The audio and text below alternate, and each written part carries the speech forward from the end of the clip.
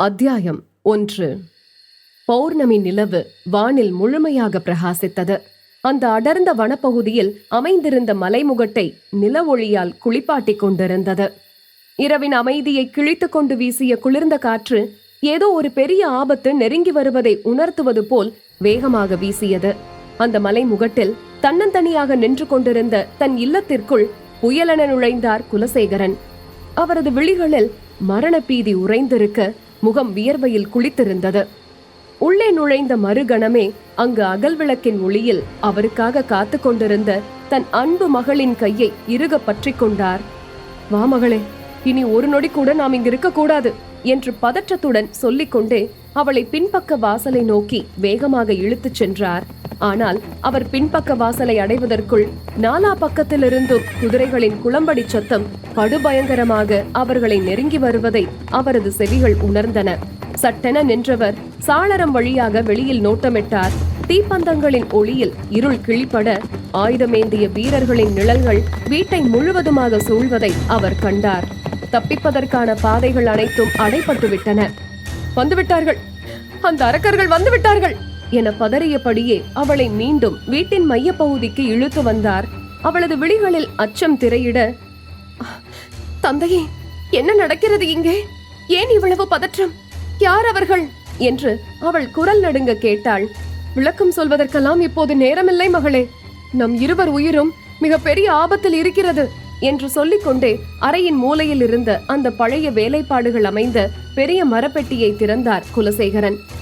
இதோ, உடனே இதற்குள் ஒளிந்து கொள், எக்காரணம் கொண்டும் வெளியே வராதே என்று கட்டளையிட, இல்லை, எனக்கு மிகவும் பயமாக இருக்கிறது, நான் உங்களை தனியாக விடமாட்டேன் தந்தையே என்று அவள் கண்ணீருடன் மன்றாடினாள். ஐயோ என் செல்ல மகளே, பிடிவாதம் பிடிக்காதே. இதோ பார், என் மீது சத்தியம், அவர்கள் இங்கிருந்து செல்லும் வரை நீ இந்த பெட்டியை விட்டு வெளியே வரவே கூடாது. உன் மூச்சு காற்று கூட வெளியே கேட்க கூடாது. அவர் கட்டாயப்படுத்தியதால் வேறு வழியின்றி கண்ணீரும் நடுக்கமுமாக அந்த பெட்டிக்குள் இறங்கினாள் அவள். அப்போது தன் மடியில் பொத்தி வைத்திருந்த ஒரு ஓலைச் சுவடியை அவளது கைகளில் திணித்தார் குலசேகரன். இந்த சுவடியில் இருப்பது சாதாரண எழுத்துக்கள் அல்ல, மிக பெரிய ரகசியம். உயிரே போனாலும் இதை யாருக்கும் கொடுத்து விடாதே, பத்திரமாக பார்த்துக்கொள் என்று கூறிவிட்டு பெட்டியை மூடினார். பெட்டியை அவர் மூடிய மறுகணம் வீட்டின் கதவு பெரும் சத்தத்துடன் உடைப்பட்டு திறந்தது.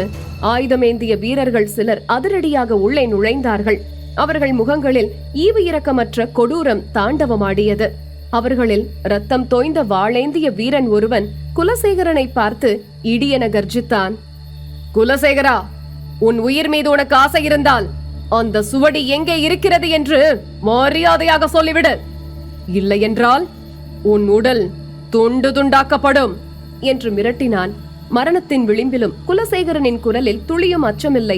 தைரியமாக நிமிர்ந்து நின்று, என் உயிரே போனாலும் அது உங்கள் கைகளுக்கு ஒருபோதும் கிடைக்காது.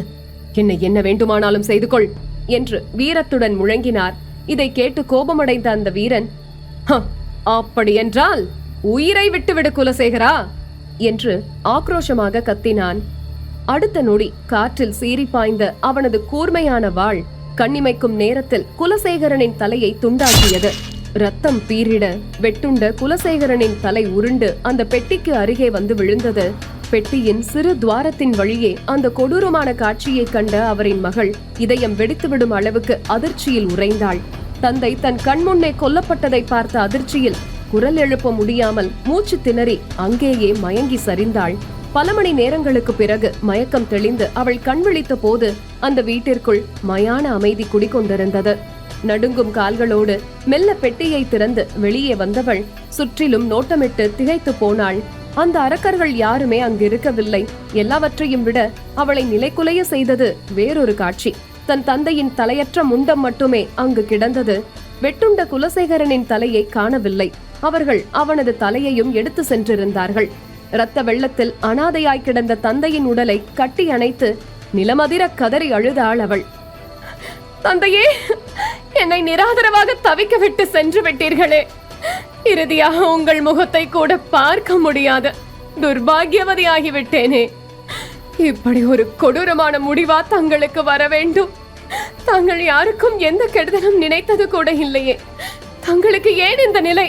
ஐயோ நெஞ்சை உலுக்கும் அவளது அந்த மரண ஓலம் மெல்ல மெல்ல ஒரு உக்கிரமான கோபமாக பழிவாங்கும் தாகமாக மாறியது. அவளது கண்ணீர் வற்றி விழிகளில் நெருப்பு கனன்றது. தந்தை தன்னிடம் ஒப்படைத்த அந்த சுவடியை நெஞ்சோடு இறுக்கிக் கொண்டாள்.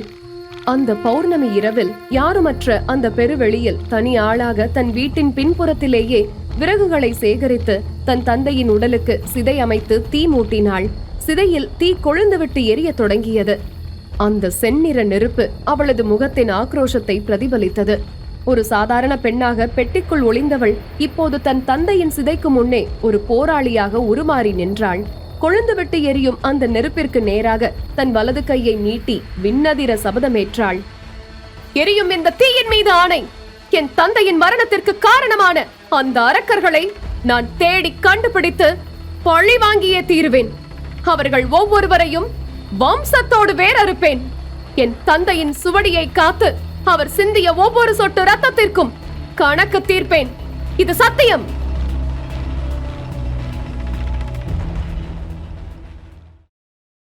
அத்தியாயம் 2. கடம்ப தேசத்தின் அடர்ந்த வனப்பகுதி. வானுயர்ந்த அடர்ந்த மரங்கள் சூரிய ஒளியை மறைத்து நிற்க அந்த வனத்தில் ஒருவிதமான மயான அமைதி நிலவியது. அந்த அமைதிக்கு நடுவே சில குதிரைகளின் குளம்படி சத்தம் கேட்க கடம்ப தேசத்து அரசர் அரிமா நம்பியும் அவரது உற்ற நண்பனும் தளபதியுமான முத்துவேலும் வேட்டைக்காக சென்று கொண்டிருந்தார்கள்.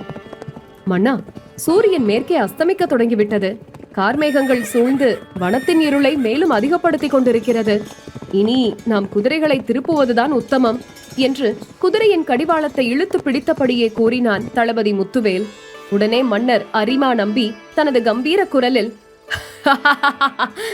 என் வீர தளபதிக்கு இன்று என்னவாயிற்று? அதற்குள் திரும்ப என்ன அவசரம்? வேங்கைக்காக இத்தனை தூரம் வந்துவிட்டு வெறும் கையோடு திரும்புவதா? கடம்ப தேசத்து மன்னன் அரிமா நம்பி தன் இலக்கை வீழ்த்தாமல் பின்வாங்கியதில்லை முத்துவேல்.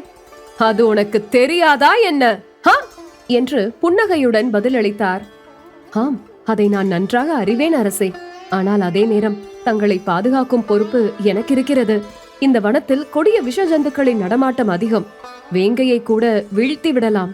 ஆனால் எங்கிருந்து வரும் என்று கணிக்க முடியாத சில ஜந்துக்களை சமாளிப்பது, அதுவும் இருட்டில், சற்று கடினமாயிற்றே. அதனால்தான் சொல்கிறேன் அரசே. என் வாளின் கூர்மைக்கு முன் எவ்வித ஜந்துக்களும் எதிரிகளும் நிற்க இயலாது முத்து. அதோ பார், அந்த புதரின் பின்னால் ஏதோ ஒரு சலசலப்பு. வேங்கை அங்குதான் பதுங்கி இருக்க வேண்டும். வா, வேட்டையை தொடங்கலாம் என்று கூறியவாறே அரசர் உற்சாகத்தோடு தன் குதிரையிலிருந்து கீழே குதித்து இறங்கினார். அவர் ஓரடி எடுத்து வைத்த மறுகணமே கண்ணிமைக்கும் நேரத்திற்குள் சருகுகளுக்கு அடியில் மறைந்திருந்த ஒரு கொடிய நாகம் அசைவுற சட்டென சுதாரித்த முத்துவேல் குதிரையிலிருந்து பாய்ந்து இறங்கி மன்னரை தள்ளிவிட, மன்னரை குறிவைத்து சீறி பாய்ந்த விஷநாகம் முத்துவேலின் காலை நொடிப்பொழுதில் தீண்டியது. ஆ என்று வலியால் அலறியபடி முத்துவேல் கீழே சரிந்தான். ஐயோ முத்து என்று பதறிய அரசர் ஒரு கணம் கூட தாமதிக்காமல் சட்டென முத்துவேலுக்கு அருகே சென்றார். நாகம் அதற்குள் மறைந்துவிட அதன் வாலை மட்டும்தான் அரசரால் பார்க்க முடிந்தது. என்ன கொடுமை இது! கொடிய நாகம் போல் தெரிகிறதே. முத்து, கண்களை மூடாதே என்று பதறினார். அதற்குள் விஷம் மளமளவென உடல் முழுவதும் பரவ ஆரம்பித்து விட்டது. அரசர் சற்றும் தாமதிக்காமல் அவரை தன் தோளில் தூக்கிக் கொண்டு குதிரையில் ஏறி சீறி பாய்ந்தார். வனத்தின் எல்லையில் இருந்த ஒரு சிறிய கிராமத்து வைத்தியசாலையை நோக்கி வேகமாக சென்றார். வைத்தியசாலையின் கதவை ஓங்கி உதைத்து திறந்த அரசர், வைத்தியரே, வைத்தியரே, எங்கே இருக்கிறீர்கள்? உடனே வாருங்கள் என்று கர்ஜித்தார். அவரது கர்ஜிக்கும் குரலை கேட்டு உள்ளே இருந்து பயந்து போய் ஓடி வந்த முதிய வைத்தியர், யாரது? இத்தனை அவசரமாக என்னவாயிற்று என்று கேட்கும் போதே அரசரை பார்த்தவர், அரசே, இவருக்கு என்னவாயிற்று என்று நடுங்கும் குரலில் கேட்டார். வேட்டைக்கு வந்த இடத்தில் வனத்தில் கொடிய நாகம் ஒன்று என் தளபதியை தீண்டிவிட்டது. நாடி துடிப்பு வேறு குறைந்து கொண்டே வருகிறது. விரைவில் மருந்து கொடுத்து இவரை காப்பாற்றுங்கள் வைத்தியரே என்று பதட்டம் நிறைந்த குரலில் கட்டளையிட்டார் அரசர். இதோ உடனே பார்க்கிறேன் என்று சொல்லிக்கொண்டே வைத்தியர் உடனடியாக முத்துவேலுவின் காலை பரிசோதித்துவிட்டு நடுக்கத்தோடு சில அடிகள் பின்வாங்கினார். அதை பார்த்து குழம்பிய அரசர் கோபத்தோடு, என்ன ஆயிற்று? ஏன் பின்வாங்குகிறீர்கள் வைத்தியரே என்று கேட்க, ஐயனே, என்னை மன்னித்து விடுங்கள். அந்த சிவபெருமானே நேரில் வந்தாலும் இவரை காப்பது கடினம். பாருங்கள், பாதத்திலிருந்து கழுத்து வரை விஷம் நீல நிறமாக பாய்ந்து விட்டது என்று கைகள் நடுங்க மண்டியிட்டு சொல்ல, அபசகுணமாக பேசாதே கிழவனே. என் தளபதியின் உயிர் போனால் உன் தலை இந்த மண்ணில் உருளும். உன்னிடம் உள்ள மூலிகைகளை கொண்டு உடனே வைத்தியம் பார். நேரத்தை வீணடிக்காதே என்று கத்தியவாறே தன் வாளை உருவினார் அரசர். ஐயோ, நான் பொய் சொல்லவில்லை அரசே. இந்த விஷத்தை முறிக்கும் மருந்து என்னிடம் கிடையாது. தயவு கூர்ந்து என்னை மன்னித்து விடுங்கள் என்று கதறி அழுதார் அந்த வைத்தியர். தளபதியை காப்பாற்ற முடியாத உயிர் உனக்கெதற்கு என்று கேட்டுக்கொண்டே வாளை ஓங்கி அவர் தலையை நோக்கி வீசப்போகும் நேரத்தில் வாசலிலிருந்து ஒரு குரல் அவரை தடுத்து நிறுத்தியது. நிறுத்துங்கள், என்னால் அவரை காப்பாற்ற முடியும் என்ற ஒரு மெல்லிய பெண் குரல் கேட்க அரசர் வாசலை திரும்பி பார்த்தார். அங்கே பேரழகும் கண்களில் அசாத்தியமான தைரியமும் கொண்ட ஒரு இளம் பெண் நின்று கொண்டிருந்தாள். வைத்தியர் சொல்வது உண்மைதான் அரசே. சாதாரண மூலிகைகளால் இந்த விஷத்தை முறியடிக்க இயலாது. ஆனால் என்னால் இவரை காப்பாற்ற முடியும் என்று ஆணித்தரமாக பேசினாள். அவளை ஏற இறங்க பார்த்த அரசர், யார் நீ பெண்ணே? பல வருட அனுபவம் உள்ள இந்த வைத்தியராலேயே முடியாததை உன்னால் செய்ய முடியுமா? இவர் உனக்கு வேண்டப்பட்டவரா? ஏதாவது நாடகமாடி இவரை காப்பாற்ற பார்க்கிறாயா என்ன என்று சந்தேகத்துடன் கேட்டார் அரசர். இந்த கிழவரால் முடியாது என்று அவரே ஒப்புக்கொண்டு விட்டார். இனி என்னிடம் கேள்வி கேட்பதில் உங்களுக்கு என்ன கிடைக்கப் போகிறது? உங்கள் நண்பரின் உயிர் பிரிவதற்குள் முடிவெடுங்கள் அரசே என்றாள் அந்த பெண் மிகவும் அலட்சியமாக. உன் பேச்சில் அதீத கர்வம் தெரிகிறது. ஆனால் இப்போது எனக்கு வேறு வழி இல்லை. முத்துவை காப்பாற்று. ஒருவேளை உன்னால் சொன்னதை செய்ய இயலவில்லை என்றால் உன் உயிர் இந்த இடத்திலேயே பறிக்கப்படும் என்று எச்சரித்தார் அரசர். சற்று விலகி நில்லுங்கள் என்று அலட்சியமாக கூறிவிட்டு அவள் தளபதிக்கு அருகே அமர்ந்தாள். தன் பையிலிருந்து ஒரு விசித்திரமான மூலிகைகளை எடுத்தவள் அதை தன் கைகளாலேயே கசக்கி தளபதியின் காயத்தின் மீது பிழிந்தாள். அத்தியாயம் 3. அதிசயிக்கத்தக்க வகையில் சிறிது நேரத்திலேயே தளபதியின் உடலில் பரவியிருந்த நீல நிறம் மெல்ல மெல்ல மறையத் தொடங்கியது. மரண இருள் விலகி முத்துவேல் ஒரு பெரும் மூச்சுடன் சட்டென கண் விழித்தார்.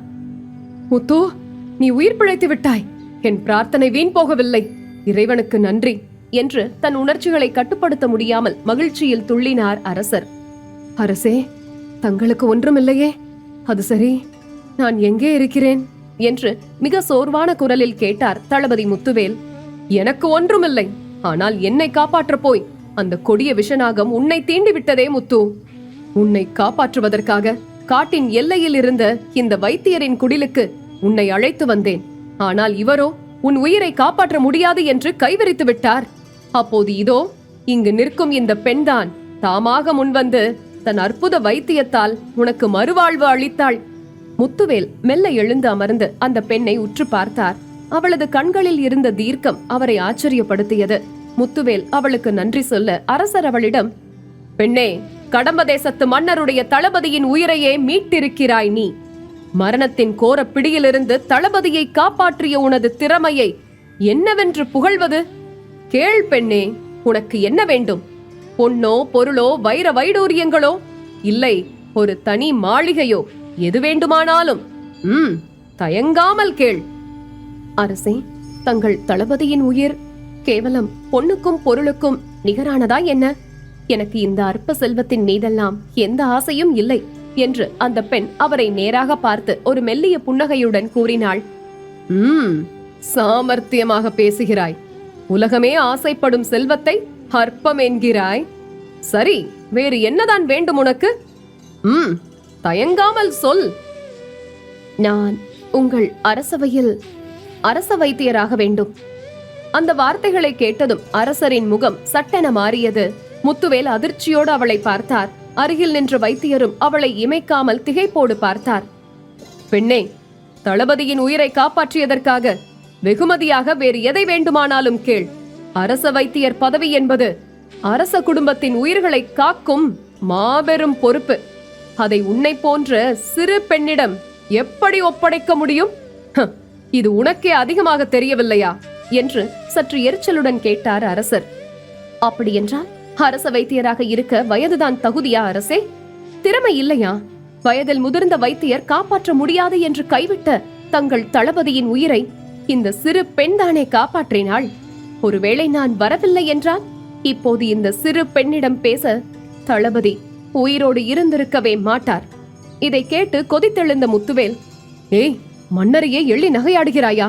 உன் நாக்கை அறுத்து விடுவேன், ஜாக்கிரதை என்று தன் இடுப்பில் இருந்த வாளை தொட்டான். நான் மன்னரை அவமதிக்கவில்லை தளபதியாரே, உண்மையை சொல்கிறேன்.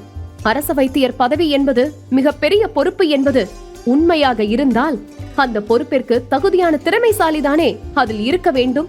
வெறும் வயதை மட்டுமே தகுதியாக கொண்டவர்கள் பதவியில் இருந்தால் என்ன விபரீதம் ஏற்படும் என்பது சற்று நேரத்திற்கு முன்பு நடந்த நிகழ்விலிருந்தே புரிந்திருக்குமே என்று அவள் உறுதியான குரலில் சொன்னாள். இப்போது அரிமா நம்பிக்கு கோபம் தலைக்கேறியது. தளபதியை காப்பாற்றி விட்டாய் என்பதற்காக வரம்பு மீறி பேசாதே. அப்படி என்றால் பல வருடங்களாக என் அரசவையில் ஆஸ்தான அரச வைத்தியராக இருக்கும் முதியவருக்கு அந்த பொறுப்பில் இருக்க தகுதி இல்லை என்று ஆணவமாக சொல்கிறாயா? எனக்கு ஆணவம் ஒருபோதும் வந்ததில்லை அரசே. அவரை நான் குறை கூறவும் இல்லை. ஆனால் அவர்தான் தகுதி வாய்ந்தவர் என்பதை எப்படி தீர்மானிக்க முடியும்? வாயை மூடு பெண்ணே. மன்னரிடமே மீண்டும் மீண்டும் தர்க்கம் செய்கிறாயா? உன் துடுக்குத்தனம் எல்லை மீறுகிறது என்று கர்ஜித்தான் முத்துவேல். நான் தர்க்கம் செய்யவில்லை தளபதியாரே, என் திறமைக்கான நியாயத்தை கேட்கிறேன். அரசே, உங்களுக்கு என் திறமையின் மீது இன்னும் சந்தேகம் இருந்தால் எனக்கும் உங்கள் ஆஸ்தான வைத்தியருக்கும் நடுவே ஒரு போட்டி வையுங்கள். அந்த போட்டியின் முடிவில் யார் உண்மையாகவே அந்த பொறுப்புக்கு தகுதியானவர் என்று இந்த உலகத்துக்கே தெரிந்துவிடும் அல்லவா? நீங்கள் நியாயவான் என்றால் என் சவாலை ஏற்று போட்டியை நடத்துங்கள் என்று கம்பீரமாக சவால் விட்டாள் அவள். அரிமா நம்பி ஒரு கணம் அமைதியாக அவளை பார்த்தார். அவளது துணிச்சலும் எதற்கும் அஞ்சாத பேச்சும் அவருக்கு மிகவும் பிடித்து போனது. வீரத்தை போலவே விவேகமும் மதிக்கப்பட வேண்டும் என்று எண்ணுபவர் அரிமா நம்பி. ஆச்சரியமாக இருக்கிறது. ஒரு சாதாரண பெண் என் அரசவை வைத்தியரை எதிர்த்து போட்டிக்கு அழைக்கிறாய். உன் துணிச்சல் எனக்கு மிகவும் பிடித்திருக்கிறது. முத்தோ. அரசே, இவள் பேச்சை கேட்டு நீங்கள் இந்த சவாலை ஏற்க கூடாது அரசே. இவள் கேட்பது நியாயம்தானே? அறிவும் திறமையும் யாரிடம் இருக்கிறதோ அவர்களுக்கே உரிய அங்கீகாரம் கிடைக்க வேண்டும். அரசவை என்பது தகுதியானவர்களுக்கானது. சரி, இவளது சவாலை நான் மனமுவந்து ஏற்கிறேன். இன்றே நமது அரசவையில் இந்த போட்டிக்கு தேவையான அனைத்து ஏற்பாடுகளையும் செய். யார் உண்மையான தகுதி வாய்ந்தவர் என்பதை பார்ப்போம் என்று கட்டளையிட்டார் அரசர். முத்துவேல் தலைவணங்கி விலக மன்னரின் பார்வை மீண்டும் அவளை நோக்கியது. உன் திறமையின் மீதான உன் கர்வம் அளப்பரியது பெண்ணே. இதுவரை உன் பெயரை கூட நான் கேட்கவில்லை. யார் நீ? உன் பெயர் என்ன என்று கேட்க அவள் கண்களில் தீப்பொறி பறக்க அந்த இடமெங்கும் எதிரொலிக்கும்படி அவள் தன் பெயரை சொன்னாள். வெண்பா. அத்தியாயம் 4. கடம்ப தேசத்தின் பிரம்மாண்டமான அரசவையில் பொன்னும் நவமணிகளும் பதிக்கப்பட்ட சிம்மாசனத்தில் மன்னர் அரிமா நம்பியும் மகாராணி பைரவியும் வீற்றிருந்தாள். அரசவையின் வலதுபுறம் கடம்ப தேசத்தின் மிகப்பெரிய அறிஞர்களும் மந்திரிகளும் தளபதி முத்துவேலும் அமர்ந்திருக்க நடுநாயகமாக ஒரு பெரிய வட்ட வடிவிலான மேசை வைக்கப்பட்டிருந்தது. மேசையின் மீது 2 கண்ணாடி குவளைகள், இரண்டிலுமே எந்த வாசனையோ நிறமோ இல்லாத தெளிந்த நீர் போன்ற திரவம் நிரப்பப்பட்டிருந்தது. மேசையின் ஒரு புறம் எந்தவித ஆடம்பரமும் இன்றி கூர்மையான பார்வையும் முகத்தில் லேசான புன்னகையுமாக நின்று கொண்டிருந்தாள் அந்த இளம் பெண் வெண்பா. மேசையின் மறுபக்கம் பட்டு பீதாம்பரங்கள் அணிந்து பல தேசத்து மருத்துவ நூல்களை கரைத்து குடித்த அரச வைத்தியர் ரத்தினம் கர்வத்தோடு நின்று கொண்டிருந்தார். அவரிடம் கோபமும் கர்வமும் சரிபாதியாக கலந்திருந்தது. அவர் அரசரிடம், அரசே, தளபதியின் உயிரை காப்பாற்றியதற்காக இந்த பெண்ணுக்கு பொன்னும் பொருளும் வழங்கி கௌரவிக்கலாம். அதை விடுத்து பல தலைமுறைகளாக என் குடும்பம் வகித்து வரும் அரச வைத்தியர் என்ற புனிதமான பதவிக்கான திறமை என்னிடம் இருக்கிறதா என்று இந்த சாதாரண சிறு பெண்ணின் பேச்சை கேட்டு பரிசோதிப்பது எந்த விதத்தில் நியாயம்? இது என் மருத்துவ அறிவை அவமதிக்கும் செயல் அல்லவா என்றவர் உள்ளம் குமுறியது. மகாராணி பைரவி மன்னரை பார்த்து, ஆமாம் அரசே, ரத்தினம் சொல்வது என்று தயக்கத்தோடு இழுத்தார். அரிமா நம்பி புன்னகைத்தார். அமைதி தேவி, நான் ரத்தினத்தின் அறிவை குறைத்து மதிப்பிடவில்லை. அதே நேரம் தளபதியின் உயிரை காத்த வெண்பாவின் வேண்டுகோளையும் புறக்கணிக்க முடியாது. அதனால்தான் இந்த அரசவையின் முன்பாக ஒரு மாபெரும் போட்டியை நானே வடிவமைத்துள்ளேன். சரி அரசே, தங்களின் வார்த்தைகளை நான் மனப்பூர்வமாக ஏற்கிறேன். என்ன போட்டி என்று சொல்லுங்கள். அதில் வென்று என் முன்பு இந்த சிறு பெண்ணின் திறமை ஒன்றுமே இல்லை என்பதை இந்த சபையின் முன் நான் இப்போதே நிரூபிக்கிறேன். முத்துவேல் எழுந்து போட்டியை பற்றி சொல்ல ஆரம்பித்தார். இருவரும் நன்றாக கேளுங்கள். அங்கே மேசையின் மீது 2 கண்ணாடி குவளைகள் வைக்கப்பட்டிருக்கிறது. இரண்டிலும் இருப்பது பார்க்க சாதாரண நீரை போல தோற்றமளித்தாலும் இரண்டில் ஒன்றில் மிக கொடிய விஷம் கலக்கப்பட்டுள்ளது என்றவர் இருவரையும் கூர்ந்து கவனித்தார். இப்போது போட்டி இதுதான். இந்த 2 குவளைகளில் எந்த குவளையில் விஷம் இருக்கிறது என்பதை நீங்கள் கண்டுபிடிக்க வேண்டும். யார் இதை முதலில் மிகச் சரியாக கண்டறிகிறார்களோ அவர்களே இனி இந்த கடம்ப தேசத்தின் நிரந்தர அரச வைத்தியர். இது அரசரின் ஆணை. மகாராணி பைரவி முகத்தில் லேசான வியர்வை அரும்பியது. அரசே, இது மிகவும் ஆபத்தான போட்டியாக தெரிகிறதே. அந்த விஷம் தவறுதலாக எவர் மீதாவது பட்டுவிட்டால்? பயப்பட வேண்டாம் தேவி. இருவருமே மருத்துவக் கலையில் சிறந்தவர்கள். அவர்களுக்கு தெரியும் இதை கையாளுவது எப்படி என்று மகாராணியை சமாதானப்படுத்திய மன்னர் ரத்தினத்தை பார்த்தார். அரச வைத்தியரே, நீங்கள் அனுபவத்தில் மூத்தவர். அதனால் முதல் வாய்ப்பு உங்களுக்கே. வாருங்கள். உங்கள் அறிவை கொண்டு அந்த விஷத்தை கண்டுபிடியுங்கள். ரத்தினம் மிடுக்காக நடந்து மேசைக்கு அருகே சென்றார். வெண்பாவை பார்த்து ஒரு ஏளன புன்னகையை உதிர்த்துவிட்டு குவளைகளை உற்று நோக்கினார். அரசே, மருத்துவ சாஸ்திரத்தின்படி ஒரு விஷத்தை கண்டறிய பல வழிமுறைகள் உள்ளன. நிறம், மனம், அடர்த்தி மற்றும் அதன் ரசாயன மாற்றம். அதற்குள் அடங்காமல் ஒரு விஷம் இதற்குள் ஒளிந்திருக்க வாய்ப்பே இல்லை என்றபடியே முதல் குவளையை கையில் எடுத்தார் ரத்தினம். அதை தூக்கி பார்த்தார். இதில் எந்த விதமான நிறமாற்றமும் இல்லை. பின் அதை தன் மூக்கின் அருகே கொண்டு சென்று ஆழமாக நுகர்ந்தார். அவரது புருவங்கள் சுருங்கின. வாசனையும் இல்லையே என்று முணுமுணுத்தவர் அடுத்த குவளையையும் கையில் எடுத்தார். அதையும் அதை போலவே சோதித்தார். ஒளியில் வைத்து பார்த்தார், நுகர்ந்தார். அவரது முகத்தில் இருந்த கர்வம் மெல்ல மெல்ல மறைந்து அங்கு குழப்பம் குடியேறியது. இது எப்படி சாத்தியம் என்று வாய்விட்டு கேட்டார் ரத்தினம். என்ன ஆயிற்று வைத்தியரே, தங்களால் கண்டுபிடிக்க முடியவில்லையா என்று கேட்டார் தளபதி முத்துவேல். அவர் மீண்டும் மீண்டும் நுகர்ந்து பார்த்தார். பிறகு அரசரிடம், அரசே என்று இழுத்தார் ரத்தினம். சொல்லுங்கள் வைத்தியரே, எது விஷம் என்று கம்பீரமாக கேட்டார் மன்னர் அரிமா நம்பி. என்னை மன்னியுங்கள் அரசே, நான் ஆயுர்வேதம், சித்த மருத்துவம், பல தேசத்து மருத்துவ நூல்கள் அனைத்தையும் படித்திருக்கிறேன். தாவர விஷம், விலங்கு விஷம், ரசாயன விஷம் என அனைத்தின் தன்மைகளையும் நான் அறிவேன். ஆனால் என்ன என்று குறுக்கிட்டார் மகாராணி பைரவி. இந்த 2 குவளைகளிலுமே இருப்பது சுத்தமான நீர்தான் மகாராணி. இதில் எந்த விஷமும் இல்லை. நிறமில்லை, மனமில்லை, அடர்த்தியில் மாற்றமில்லை. தளபதியார் எம்மை சோதிப்பதற்காகவே வெறும் நீரை வைத்துவிட்டு விஷம் என்று நாடகமாடுகிறார் என்று ஆவேசமாக கூறினார் ரத்தினம். என்ன, நான் நாடகமாடுகிறேனா என்று புருவத்தை உயர்த்தினார் முத்துவேல். ஆம், என் இத்தனை வருட அனுபவம் பொய்க்காது. இதில் விஷம் கலந்திருப்பதாக நீங்கள் சொல்வது பொய் என்று கோபமாக சத்தமிட்டார் ரத்தினம். மன்னர் அரிமா நம்பி மெல்ல சிரித்துவிட்டு பார்வையை வெண்பாவின் பக்கம் திருப்பினார். வெண்பா, பல வருட அனுபவம் உள்ள அரச வைத்தியரே, அதில் இருப்பது நீர்தான் என்று சொல்லிவிட்டார். இப்போது உன்முறை. உன்னால் கண்டறிய முடியுமா? வெண்பா எவ்வித பதற்றமும் இல்லாமல் அமைதியாக மேசையை நோக்கி நடந்தாள். பெண்ணே, வீணாக முயற்சி செய்யாதே. அதில் எந்தவித விஷமும் இல்லை. அப்படியே இருந்தாலும் அரச வைத்தியரான என்னாலேயே கண்டுபிடிக்க முடியாத ஒன்றை நேற்று வரை காட்டுக்குள் சுற்றி கொண்டிருந்த நீ கண்டுபிடித்து விட முடியுமா என்று கத்தினார் ரத்தினம். வெண்பா அவரை நிமிர்ந்து பார்த்து ஒரு மெல்லிய சிரிப்பை உதிர்த்தாள். வைத்தியரே, நூல்களில் இருப்பது மட்டும்தான் ஞானம் என்று நினைக்கும் தங்கள் அறியாமையை பார்த்து எனக்கு சிரிப்புதான் வருகிறது. நூல்களை தாண்டி பல ஞானம் இருக்கிறது. அதை தாங்கள் அறிந்திருக்கவில்லை. வாயை மூடு, திமிராக பேசாதே என்று சீறினார் ரத்தினம். உண்மை சுடத்தான் செய்யும் வைத்தியரே என்று அமைதியாக கூறிவிட்டு வெண்பா அந்த 2 குவளைகளையும் உற்று நோக்கினாள்.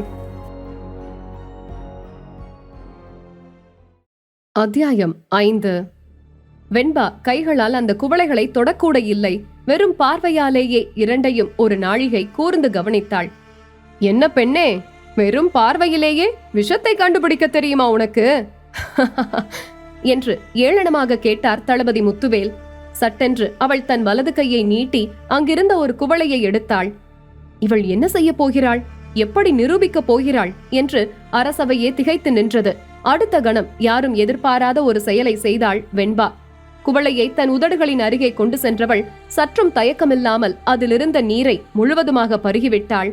தொண்டைக்குழியில் நீர் இறங்கும் சத்தம் அந்த அமைதியான அரசவையில் தெளிவாக கேட்டது. குவளையை காலியாக மேசையின் மீது டக் என்ற சத்தத்துடன் வைத்தாள். ஐயோ என்று பதறிப்போய் சிம்மாசனத்திலிருந்து எழுந்து நின்றார் மகாராணி பைரவி.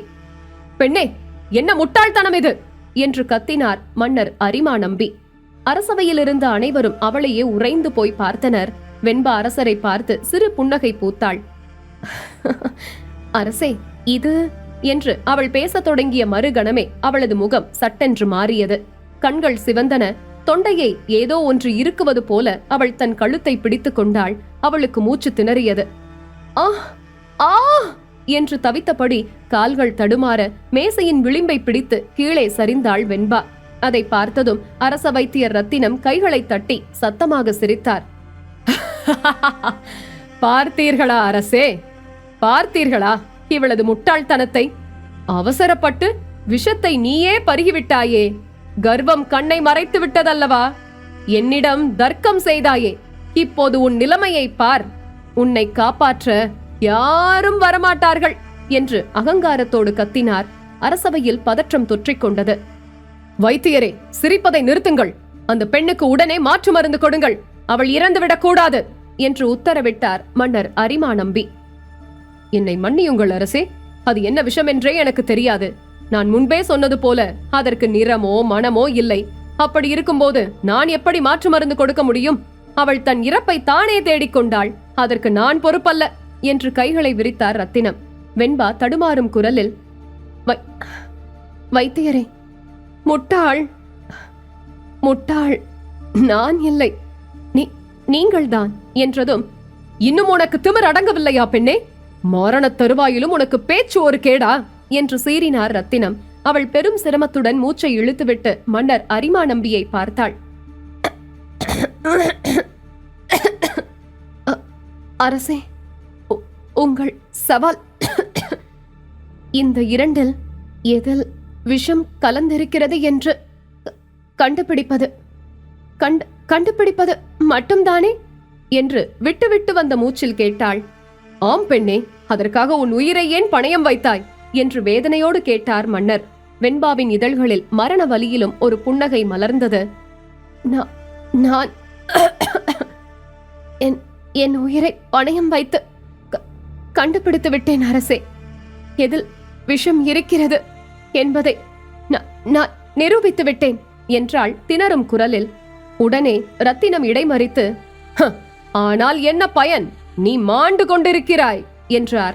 வெண்பா அவரை அலட்சியமாக பார்த்துவிட்டு தன் சேலை முந்தானையில் முடிந்து வைத்திருந்த ஒரு சிறிய துணிப்பையை தன் நடுங்கும் கைகளால் அவிழ்த்தாள். அதனுள் காய்ந்த ஒரு வேரும் சிறு இலையும் இருந்தது.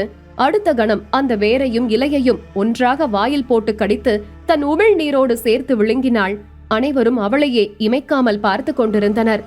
இவள் என்ன செய்கிறாள் என்ற குழப்பம் எல்லோர் முகத்திலும் இருந்தது. சில வினாடிகள் தான் கடந்திருக்கும். அவள் உடலில் ஏற்பட்ட அந்த விசித்திரமான மாற்றம் அரசவையையே சிலிர்க்க வைத்தது. அவளது சிவந்து போன கண்கள் மெல்ல மெல்ல தெளிவடைந்தன. மூச்சும் சீரானது. சில வினாடிகளுக்கு முன்பு தரையில் மரணத்தோடு போராடி கொண்டிருந்த அதே வெண்பா மேசையை பிடித்தபடி மிக கம்பீரமாக பழைய நிலையிலேயே மீண்டும் எழுந்து நின்றாள். அரசவை முழுவதும் பேரதிர்ச்சியில் உறைந்து போனது. தளபதி முத்துவேலின் வாய் திறந்தபடியே இருந்தது. மகாராணி பைரவி நம்ப முடியாமல் தன் கண்களை துடைத்து பார்த்தார். அரச வைத்தியர் ரத்தினமோ பேயறைந்தது போல சிலையாக நின்றார். இது இது இது எப்படி சாத்தியம்? இதுவும் மந்திரமா என்று அவரது உதடுகள் குளறியது. வெண்பா அவரை பார்த்து சிரித்தாள். மாயமும் இல்லை, மந்திரமும் இல்லை வைத்தியரே. இதுதான் உண்மையான மருத்துவம். ஒரு கொடிய விஷத்தின் தன்மையை கண்டுபிடிக்க நிறம், மனம், அடர்த்தி மற்றும் அதன் ரசாயன மாற்றம் தவிர இன்னொன்றும் இருக்கிறது. சுவைத்து பார்த்து அது என்ன விஷம் என்பதை கண்டறிந்து விட்டேன். என் கையில் அந்த விஷத்திற்கான மாற்று மருந்து இருந்ததால் என்னை நானே காப்பாற்றிக் கொண்டேன். இப்போது சொல்லுங்கள், இதில் யார் வென்றது? அவரால் ஒரு வார்த்தை கூட பேச முடியவில்லை. அவரது கர்வம் சுக்குநூறாக உடைந்து சிதறி இருந்தது. அவர் தலை குனிந்தார். மன்னர் அரிமா நம்பியின் முகத்தில் ஒரு மாபெரும் பிரகாசம் தோன்றியது. அவர் சிம்மாசனத்திலிருந்து கீழே இறங்கி வெண்பாவுக்கு அருகே வந்தார். அற்புதம், அற்புதம் பெண்ணே! உன் துணிச்சலும் அதீத அறிவும் சமயோஜித புத்தியும் இந்த அரசவையையே பிரமிக்க வைத்து விட்டது. தன்னுயிரை பணயம் வைத்தாவது தன் திறமையை நிரூபிக்கும் ஒருவரே இந்த அரச குடும்பத்தின் உயிர்களை காக்க தகுதியானவர், முழு தகுதியானவர் என்று பெருமிதத்துடன் கூறிய மன்னர் அரசவையை நோக்கி திரும்பி தன் கம்பீரமான குரலில் முடிவை அறிவித்தார். அவையினரே, இன்று முதல் இந்த கடம்ப தேசத்தின் அரச வைத்தியர் பொறுப்பை வெண்பாவிடம் நான் முழுமையாக ஒப்படைக்கிறேன். இனி வெண்பாதான் இந்த தேசத்தின் அரச வைத்தியர். இதுவே என் கட்டளை. அரசவை முழுவதும் கைத்தட்டல்களும் வாழ்த்துக்களும் விண்ணை பிளந்தன.